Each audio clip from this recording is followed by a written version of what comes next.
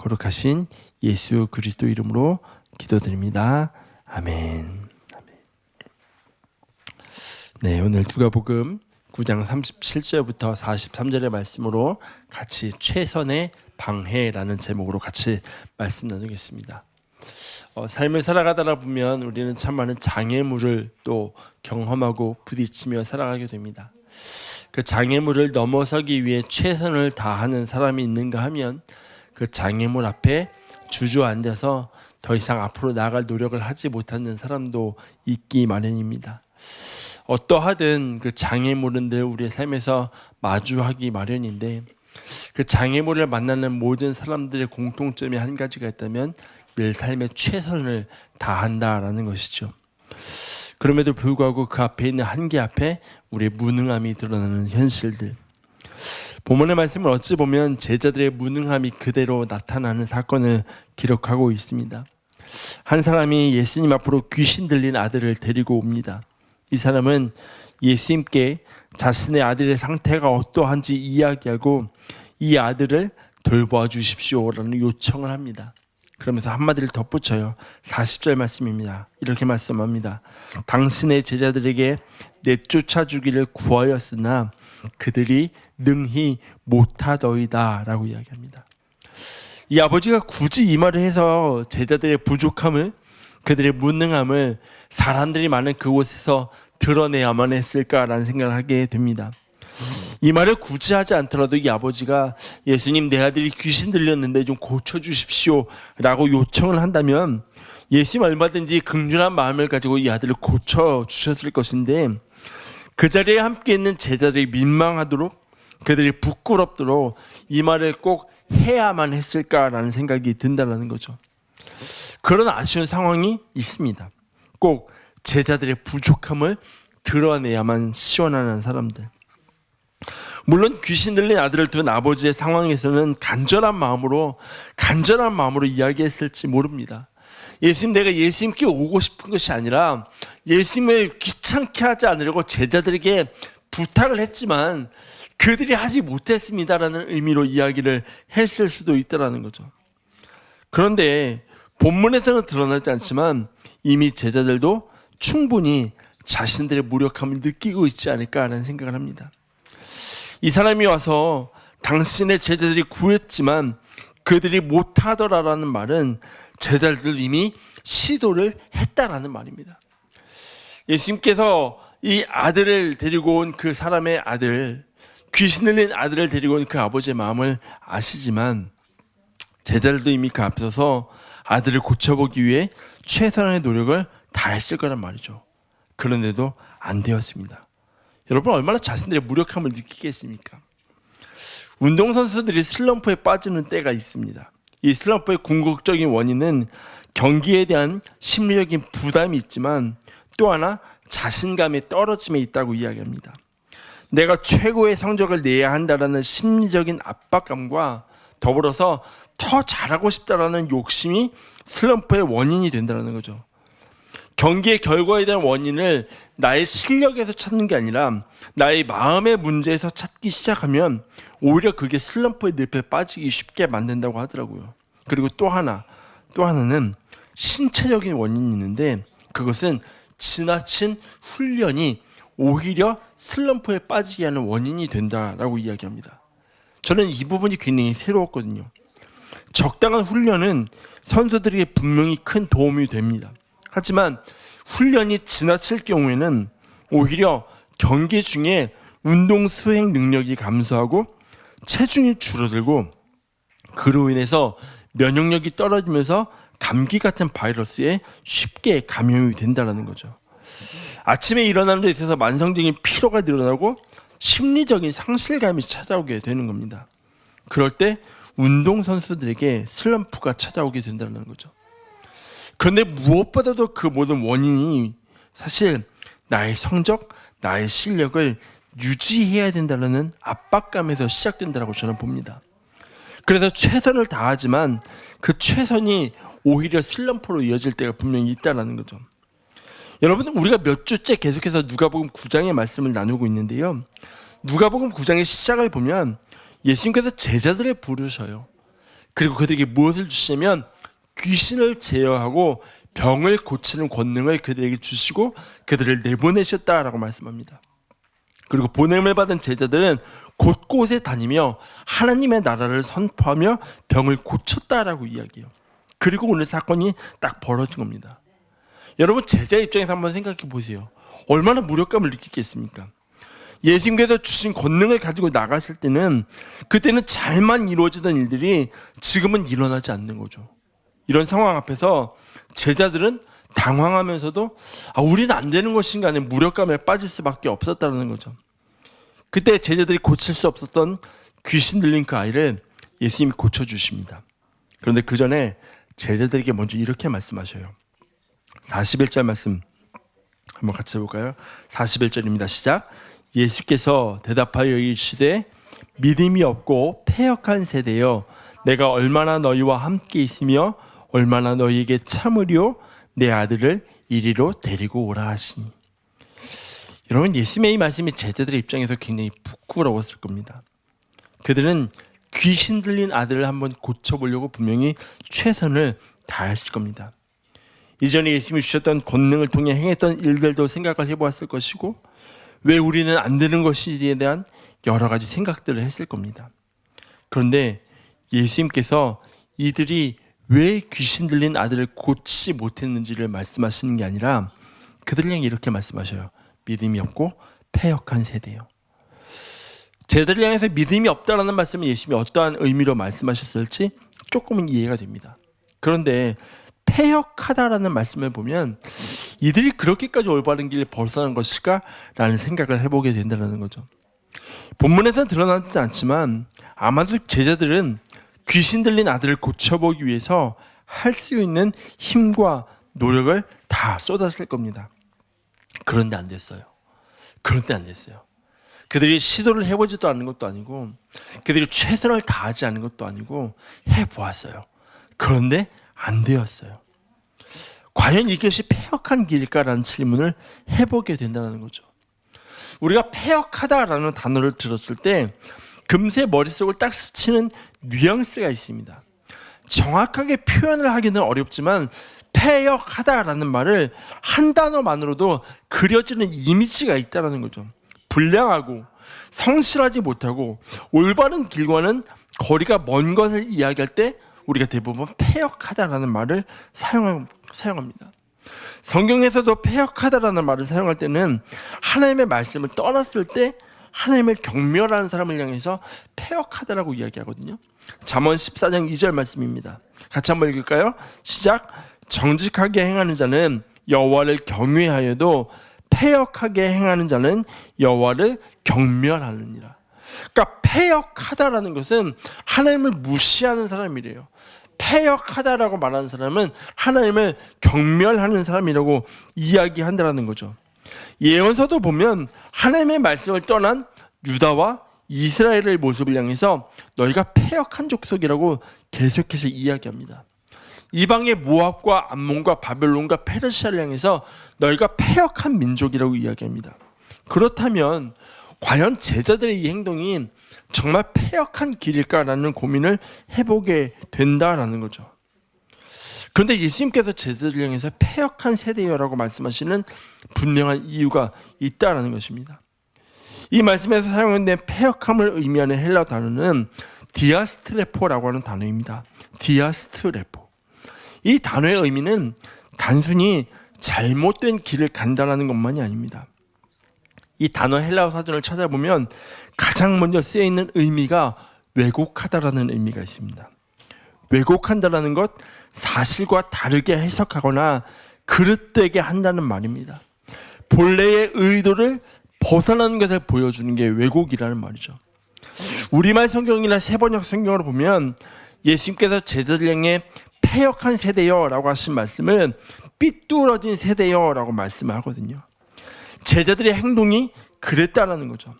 이 말의 의미는 실제로 제자들이 패역하고 그들이 삐뚤어졌다라는 것을 의미하는 것이 아니라 이들의 행동이 귀신 들린 아들을 고치기 위한 그들의 최선이 오히려 하나님을 왜곡해서 보여주는 결과를 가져왔다라는 거죠. 왜요?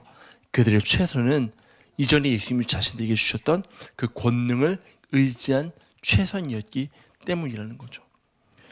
여러분, 저희 아이들 셋 중에 둘째 아이는 뭔가 만드는 것을 되게 좋아합니다. 셀폰으로 게임을 하고 게임기로 게임을 하다가도 결국에는 늘 레고로 돌아가서 뭔가를 만들고 있는 아이입니다. 엄마가 뭔가 큰 걸 하나 사줘서 잘 만들어 놓고 우리 이것은 좀 오랫동안 전시를 해놓자라고 하면 그 자리에서 네 라고 대답하지만 몇 주가 지나면 다시 부서져 있습니다. 왜냐하면 그걸 가지고 늘 새로운 걸 만들어내야 하는 아이이기 때문입니다. 그래서 그런지 제가 아이가 어릴 때부터 저희 집에 가구를 아이케아에서 와서 조립을 하기 시작하면 꼭 옆에 와서 같이 도와줍니다. 너무 고마워요. 정말 최선을 다해서 도와줍니다. 그런데 문제는 뭐냐면 설명서를 보지 않고 도와줘요. 아빠 이야기를 듣지 않고 제가 하고 싶은 대로 도와주는 거예요.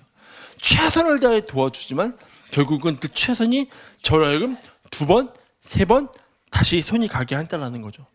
정말 고맙지만 도와주지 않아도 돼 라고 이야기를 하고 싶다는 거죠. 아빠가 도와줄게 라고 이야기하면 아니야, 저기 가서 너 할 거 해 라고 이야기하면서 거절을 하고 싶을 때가 있다는 거죠. 여러분, 제자들의 패역함이 여기에 있다는 겁니다. 분명 제자들은 최선을 다해서 하나님의 일을 하려고 했습니다. 최선을 다해서 하나님 주신 권능만 의지해서 그들이 할 일을 다 했어요. 그런데 오히려 그들의 사역은 하나님을 왜곡하게 하는 결과를 가져오게 되었다는 거죠. 그리고 이것은 하나님의 일을 방해하는 결과를 맞이하게 됩니다. 여러분, 그 이유가 무엇인지 아십니까? 그 이유는 하나입니다. 그들의 사역에 기도가 없었기 때문입니다. 여러분, 그리스도의 삶에 있어서 우리는 끊임없이 하나님의 일을 합니다. 하나님의 우리는 최선을 다합니다. 그런데 어느 순간에 그 일 속에서 하나님이 드러나시지 않음을 우리는 경험합니다. 하나님, 나는 분명히 하나님을 위한 최선을 가지고 달려왔는데 하나님, 나는 하나님을 위해 내 마음과 내 시간과 내 정성과 내 노력을 다 쏟아서 최선을 다했다고 달려왔는데 근데 하나님, 여기에서 하나님이 드러나시지 않습니까? 라는 질문할 때가 참 많다라는 거죠. 그리고 어느 순간에 오히려 우리가 하나님의 일에 방해가 될 때가 있음을 우리는 느끼게 됩니다. 왜입니까? 여러분, 그것은 우리가 하는 일이 하나님을 위한 일이 아니어서가 아닙니다. 분명 하나님을 위한 우리의 최선이지만 우리의 최선에 기도가 없기 때문이라는 거죠. 여러분, 하나님의 일하심에 있어서 우리의 최선이 방해가 되는 이유는 우리가 하나님의 일을 하지 않아서가 아니라 기도 없이 하나님의 일을 하기 때문입니다. 제자들이 고치지 못했던 귀신 들린 이 아들을 예수님이 고쳐주십니다. 본문의 말씀 보면 예수님께서 귀신을 향하여 꾸짖으셨다라고 말씀합니다. 꾸짖는다는 것은 강한 충고나 행동을 통해서 누군가의 잘못된 행동을 바로 잡는 겁니다. 예수님께서 귀신을 꾸짖는 것은 아이의 몸에 들어가 있는 것이 그 귀신이 잘못되어 있음을 분명하게 지적하시는 겁니다. 하지만 예수님의 귀신을 쫓아내심과 제자들이 쫓아내지 못한 차이는 꾸짖고 꾸짖지 않고 있지 않다라는 거죠.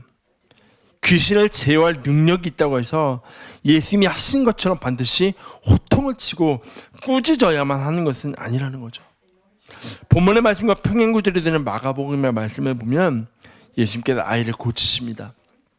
그리고 후에 제자들과 함께 집에 들어가십니다. 이때 제자들이 예수님께 질문을 해요. 마가복음 9장 28절입니다. 집에 들어가심에 제자들이 조용히 묻자오되 우리는 어찌하여 능히 그 귀신을 쫓아내지 못하였나이까? 라고 질문해요. 제자들의 질문에는 분명한 이유가 있습니다. 예수님께서 자신들에게 귀신을 제어하는 능력을 주셨는데 왜 우리에게는 이런 일이 일어나지 못했는지 알고 싶었던 겁니다. 분명히 귀신을 컨트롤할 수 있는 그 능력을 주셨다는 것은 귀신을 쫓아낼 수 있는 능력을 주셨다는 말입니다. 이미 그 일을 감당할 준비가 되어 있고 능력이 있다고 생각하기에 당당하게 우리가 그 귀신 앞에 섰는데 왜 우리는 할 수 없었던 겁니까? 라고 질문을 하고 있다는 거죠. 제자들 입장에서 충분히 질문할 수 있는 부분입니다. 왜냐하면 그럼 예수님이 우리에게 주셨던 그 귀신을 제어하는 능력은 그때만 순간적으로 있었던 것인가? 라는 생각을 할 수도 있기 때문이라는 거죠. 근데 제자들이 이 질문에 예수님이 이렇게 대답하셔요. 마가복음 9장 29절 한번 같이 볼까요? 마가복음 9장 29절입니다. 같이 읽읍시다. 시작. 이르시되 기도 외에 다른 것으로는 이런 종류가 나갈 수 없느니라 하시니라. 기도. 제자들이 하는 일에 예수님께서 주신 권능이 없어서가 아니라는 거죠. 그들의 사역에 기도가 없었음을 분명하게 말씀하시는 겁니다. 여러분, 그 결과가 뭡니까? 분명 하나님을 위한 최선을 다하지만 오히려 그들은 패역한 사람들이 되고 하나님의 일하심을 가리는 사람이 될 수밖에 없었다는 거죠. 여러분, 중요한 것은 무엇인지 아십니까? 제자들의 사역에 분명한 최선이 없지 않았고 예수님께서 부여하신 권능이 없지 않았다라는 것입니다. 다만 그들은 기도하지 않고 예수님이 이전해 주신 그 권능만, 내게 권능을 주셨으니까, 이건 내가 할 수 있으니까 그것만 붙잡고 나아감의 결과였다라는 거죠. 여호수아서를 보면 요단강 건너 가나안 땅에 들어간 이스라엘 백성들 앞에 놓인 성이 여리고 성이었습니다. 여리고 성은 가나안으로 들어가는 길목을 막고 있는 굉장히 강한 지역이었습니다. 가나안 땅 전체를 하나로 놓고 보았을 때 문빗장 역할을 하는 성이 바로 여리고였습니다. 근데 그런 강력한 요새를 이스라엘 백성들이 힘 하나 쓰지 않고 여리고 성을 일주일 동안 보는 방법으로 무너뜨렸습니다. 그리고 그 후에 마주한 성이 바로 아이성입니다. 이스라엘 백성들이 보기에 아이성은 너무 작아 보았습니다. 컸다면 어른성이라고 했겠지만 아주 작아서 아이성이라고 부르는지 모르겠지만 이 아이성 앞에 딱 서게 됩니다. 여리고를 점령한 후에 여호수아는 먼저 사람들 보내서 아이성을 정탐하도록 합니다. 아이성을 정탐하고 돌아온 사람들이 여호수아에게 이렇게 이야기해요. 여호수아 7장 3절을 보겠습니다. 여호수아에게 돌아와 그에게 이르되 백성을 다 올라가게 하지 말고 2-3천 명만 올라가서 아이를 치게 하소서. 그들은 소수이니 모든 백성을 그리로 보내어 수고롭게 하지 마소서 하므로. 여러분, 정탐꾼의 말에 우리의 신앙이 가진 가장 위험한 함정이 하나 있습니다. 그것은 수고롭게 하지 마소서입니다. 이들은 아이성 앞에서 써야 할 힘 이상의 힘을 쓰지 말자고 이야기합니다.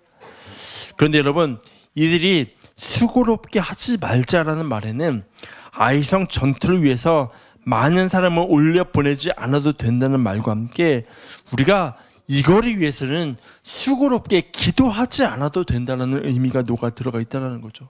왜요? 아이성 정도는 우리가 가지고 있는 힘으로 무찌를 수 있는데, 아이성 정도는 우리가 가지고 있는 힘으로 능히 쓰러뜨릴 수 있는데, 수고롭게 사람들을 올려보낼 필요 없고 수고롭게 기도할 이유가 없다라는 거죠. 여러분, 그런데 이스라엘 백성들은 지금 하나님의 약속을 따라 가나안 땅을 정복하러 가는 길입니다.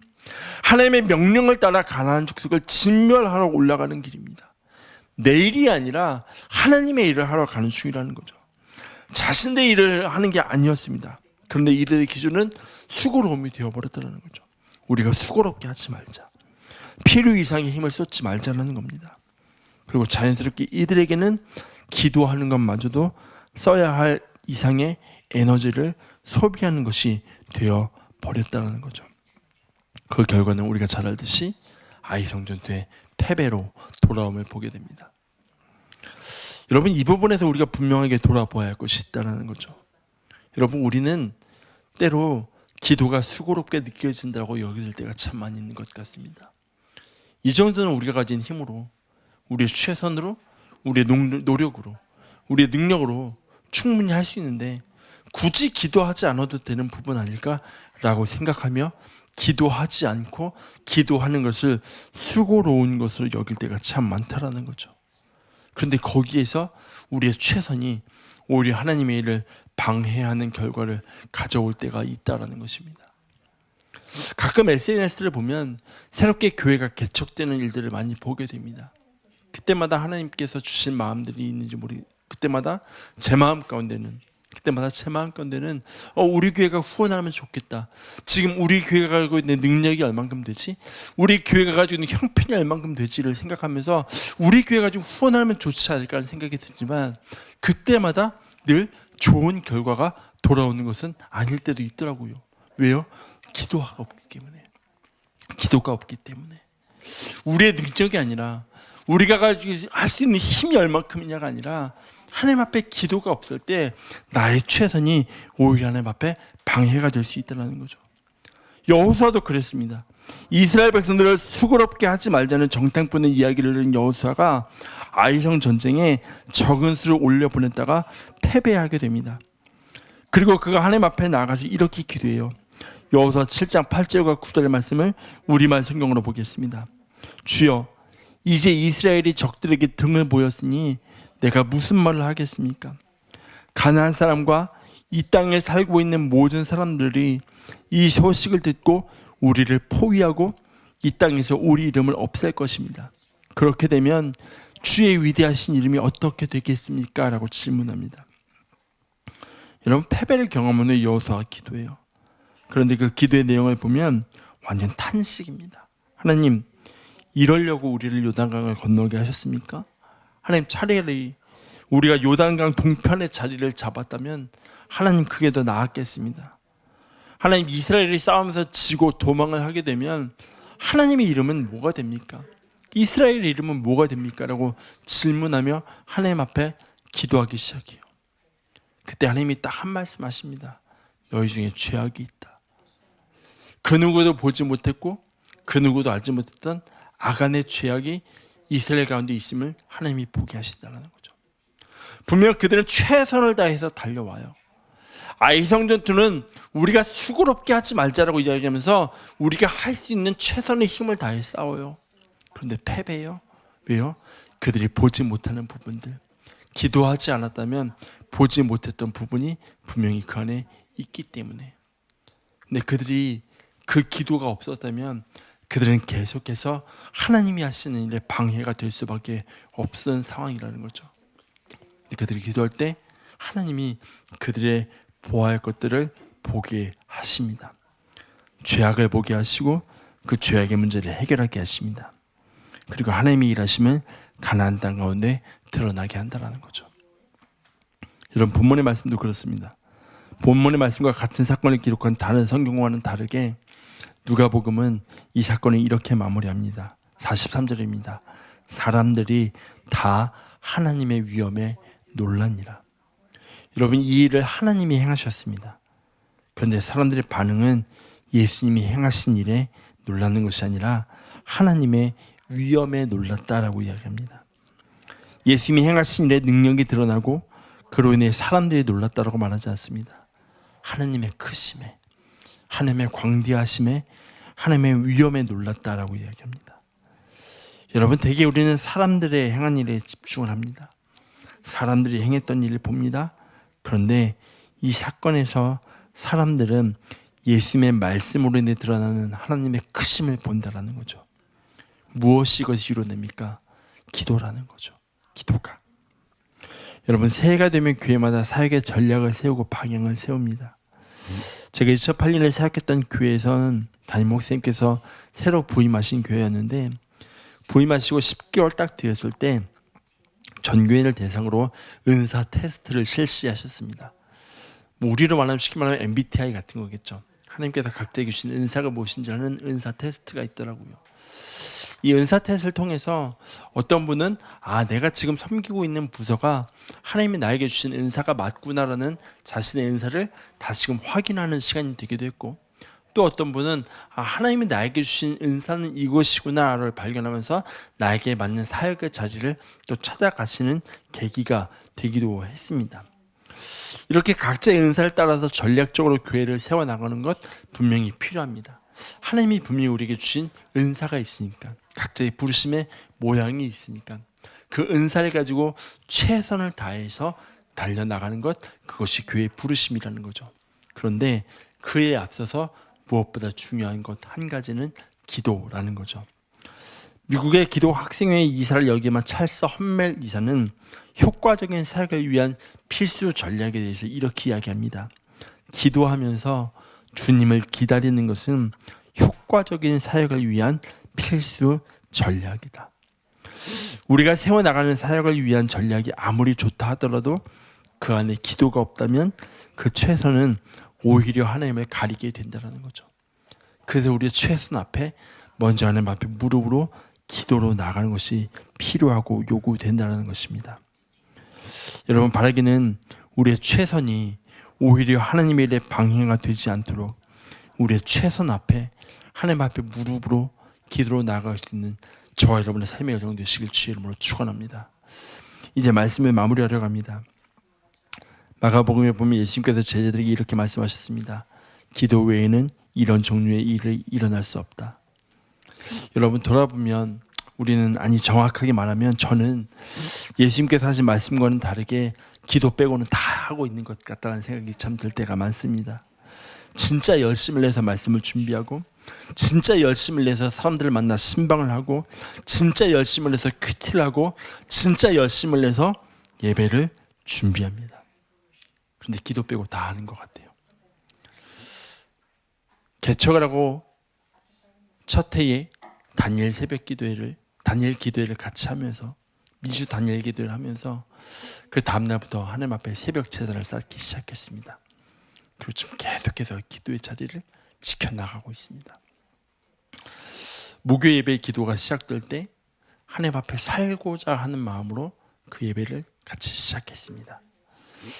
아내와 함께 둘이 예배 드리면서 잘 치지 못하는 기타를 치면서 빠른 찬양을 한다고 기타를 치다가 피크가 날아가서 둘이 중간에 웃음을 터뜨렸던 적도 있고, 찬양을 하면서 한없이 눈물을 흘리며 하나님 앞에 기도하던 그 시간이 있었습니다. 그리고 하나님께서 이 기도의 자리를 2년 넘게 세워가게 하시는 이 과정 가운데 우리로 하여금 이 기도의 지경을 더 넓혀가게 하신 것을 보게 됩니다. 기도하며 하나님이 소망을 갖게 하십니다. 하나님, 이 자리에서 우리의 기도의 지경이 깊어지고 우리의 기도의 지경이 넓어지게 하여 주시옵소서. 하나님, 이 자리에 와서 이 기도의 자리가 은혜로워서 심령의 회복을 경험한 지체가 나의 심령의 회복을 넘어 이 지역 세월을 품고 시카고를 품고 미국을 품고 하나님 앞에 기도할 수 있는 그러한 자리가 되게 하나님 도와주시옵소서. 그렇게 우리의 기도의 지경이 넓혀지고 기도의 깊이가 깊어져 갔으면 좋겠습니다. 나의 노력으로가 아니라, 나의 최선으로가 아니라 하나님 주는 기도로, 하나님 앞에 기도하면서 하나님 주는 힘으로 달려나갈 수 있는 저와 여러분의 삶이 여정됐으면 좋겠습니다. 여러분, 제자들은 예수님께서 기도하시러 올라가실 때 데리고 다니셔도 그 자리에서 피곤함을 이기지 못하고 잠자기에 바빴던 사람들입니다. 지난주 말씀만 생각해봐도 예수님께서 기도의 자리로 데리고 가셨지만 이들은 깊이 졸다가 예수님께서 엘리야와 베드로와 이야기하시는 모습을 깨어서 보게 됩니다. 그런데 예수님이 하늘로 올라가시고 성령을 받은 후에 제자들의 사역은 달라집니다. 그들은 자신의 열심으로 달려가지 않습니다. 기도하며 달려갑니다. 사도행전 3장을 보면 베드로와 요한이 성전 미문에 구걸하던 안진뱅이를 만나게 됩니다. 그런데 그들이 언제 만나게 되는지 아십니까? 그들이 기도하러 올라가던 중에 만나게 됩니다. 사도행전 10장을 보면 하나님께서 베드로에게 고넬료의 집에 가라 말씀하십니다. 기도하던 중에 이방 선교의 문을 열어가심을 보게 됩니다. 여러분, 이들은 예수님이 십자가에 달리시기 전까지 늘 자신의 최선으로 달려오던 사람들입니다. 그런데 그들이 성령을 받은 후에 자신의 최선으로 달려가지 않습니다. 기도하고 이끄심을 따라 나갑니다. 그리고 그 과정을 통해 하나님의 일하심을 드러냅니다. 이것이 저와 여러분의 믿음의 여정 되시길 소원합니다. 여러분, 오늘은 종교개혁 508주년 기념주일입니다. 루터는 종교개혁을 일으키면서 자신의 최선과 자신의 노력으로 그 길을 걸어가지 않았습니다. 루터의 종교개혁 기도문을 보면 이렇게 기도합니다. 주님, 오직 주님만이 나의 피난처요 나의 힘입니다. 나는 너무나 약하고 무력하며 이 싸움은 내 힘으로는 감당할 수 없습니다. 오직 당신의 능력과 지혜만이 이 일을 이룰 수 있습니다. 주님, 내가 온전히 당신의 뜻에 따르게 하시고 당신의 영광을 위해 내 길을 인도해 주옵소서. 나의 마음을 새롭게 하시고 내가 오직 당신 말을 따르며 주님의 이름을 높이게 하소서. 예수 그리스도의 이름으로 기도합니다. 아멘. 여러분, 우리 안에 하나님을 위한 열심이 없어도 된다는 말이 아닙니다. 우리 안에 하나님을 위한 최선이 없어도 된다는 말이 아닙니다. 다만 오늘 우리의 최선이 하나님을 향한 우리의 열심이 그 앞에 기도로 먼저 나아갈 수 있는 그러한 저와 여러분의 삶이 될 때 우리의 삶의 여정을 통하여 우리의 믿음의 여정을 통하여 하나님이 드러나게 하시는 놀라운 그 삶의 여정이 믿음의 여정이 되시길 주의 이름으로 축원합니다. 우리 함께 시간을 찬양하고 기도하겠습니다. 오늘 이곳에 계신 성령님 찬양하겠습니다.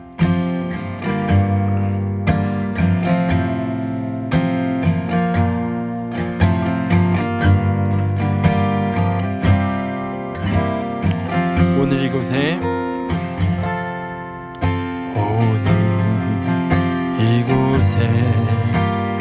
계신 성령님 우리에게 말씀하시고 우리를 가르치소서. 다시 우리 마음 열어주시고 주의 빛으로 밝혀 우리 인도하소서. 주님보다 앞서지 않고 겸손하게 주님의 말씀 기다리니 주님 손에 우릴 드립니다. 사랑으로 인도하소서. 우리 한번 더 합시다. 오늘 이곳에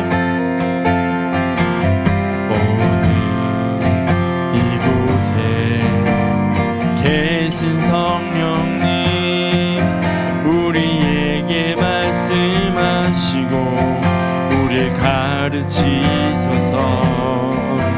다친 우리 마음 열어주시고 주의 빛으로 밝혀 우리 인도하소서. 주님보다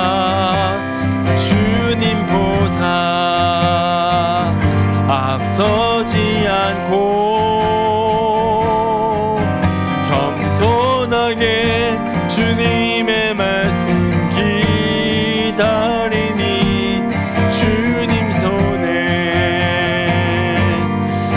우릴 드립니다. 사랑으로 인도하소서. 주님보다 앞서지 않고 주님보다 앞서지 않고 겸손하게 주님의 말씀 기다리니 주님 손에 우릴 드립니다.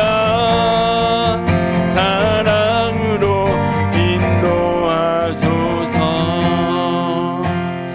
우리 같이 기도했으면 좋겠습니다.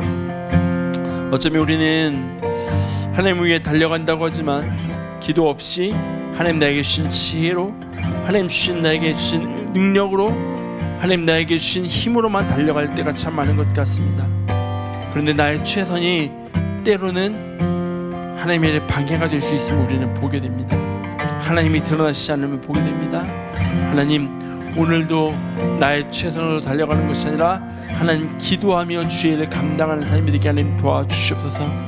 나의 최선으로 살아가는 삶이 아니라 기도로 살아가는 삶이 되게 하나님 도와주시옵소서. 우리 한번 같이 그렇게 기도하며 하나님 앞에 나가도록 하겠습니다. 기도하겠습니다. 하나님 감사합니다.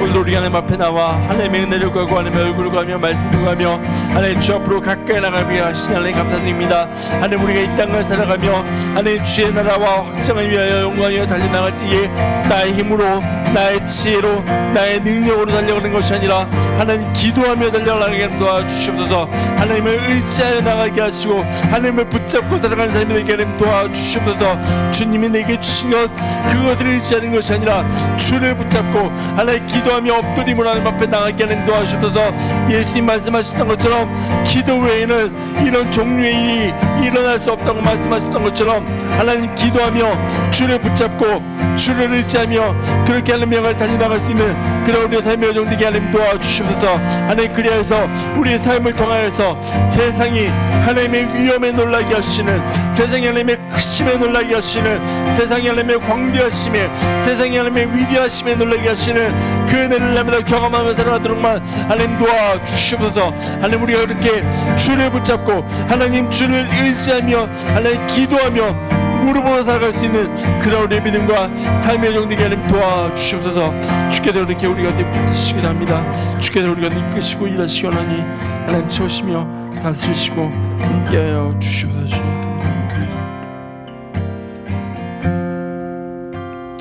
하나님 우리가 이 땅을 살아가며 나의 최선으로 나의 지혜로 나의 능력으로 살아가지 않게 하여 주시옵소서. 온전히 기도하며 살아가게 하시고 하나님 기도 외에는 이런 종류의 일이 일어날 수 없다고 말씀하셨던 그 예수님의 말씀, 예수님도 기도하며 그 사역을 감당하셨던 것처럼 우리도 삶의 모든 순간을 기도하며 감당하는 그러한 믿음의 여정 되게 하나님 도와주시옵소서. 그리할 때 우리의 믿음의 여정을 통하여 하나님의 살아계심이 드러나게 하시고 하나님의 역사하심이 드러나며 하나님의 일하심이 나타나도록만 도와주시옵소서.